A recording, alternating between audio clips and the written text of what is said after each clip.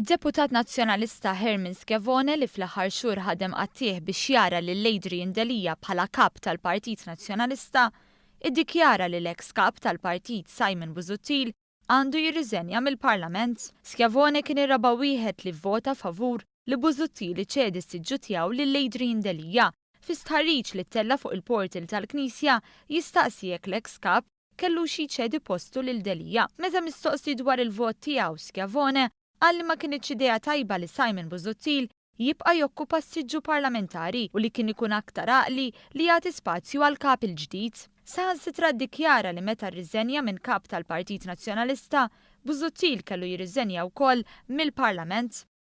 Tal-istess fema kien id-Deputat Nazzjonalista Mario Gallia li fil-bidu tal-kampanja għal kap tal-Partit Nazzjonalista iddikjara li Busuttil ma kellux iżomm is-siġġu parlamentari. Huwa kien sostna li għalkemm għandu dritt li jibqa' għandu jitlaq mill-Parlament la darba ddeċida li jirriżenja. Mhux jibqa' fid-del tal-kap il-ġdid ikun min ikun, kiteb Mario Gallia li fakkar kif Lawrence Gonzi ta' ġentlhom li hu meta ddeċida li jirriżenja minn kap tal-partit wara t-telfa tal-2013 ċeda mill-ewwel is-siġġu parlamentari. Mario Gallia żied jgħid li l-grupp parlamentari taħt il-kap il-ġdid ma jistax jibqa' rubber stamp kif sfortunatament ħafna drabi spiċċa taħt Simon Busuttil. Għalli l-kap il-ġdid irid jisma' lill-grupp imbagħad jitkellemu. Il-grupp parlamentari m'għandux jiġi biex jiddiskuti issue meta l-partit ikun diġà pożizzjoni pubblika dwarha, kiteb Mario Gallia li kien iddeskriva lil Simon Busuttil bħala awtoritarju. Min-naħa tiegħu l-eks kap nazzjonalista baqa' jirreżisti s-sejħiet li sarulu